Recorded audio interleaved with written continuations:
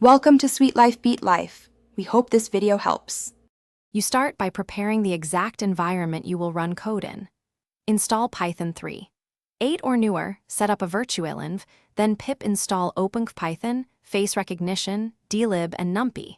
Once done, organize your dataset. Create labeled folders for each person and add at least 5 clear images per label.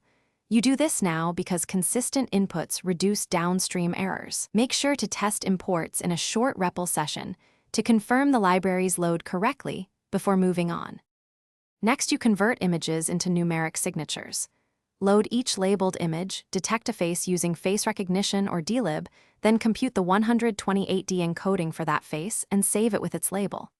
Once all encodings are ready, serialize them to a PKL or NPZ file for quick loading.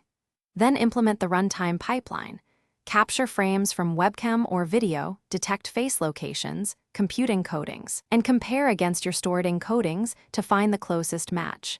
This keeps recognition fast and repeatable. To finish, wire the pipeline into a loop. Read a frame, optionally resize to speed up, detect faces, compute encodings, then compute distances to known encodings and choose the best match with a threshold such as 0. 6. Once you have detections, draw boxes and labels on the frame and display or log results. If you hit issues, false positives, or missed faces, first tighten the threshold, then add more varied training images. Finally, check lighting and camera angle as common failure sources. Thanks for watching. Consider subscribing if we helped you.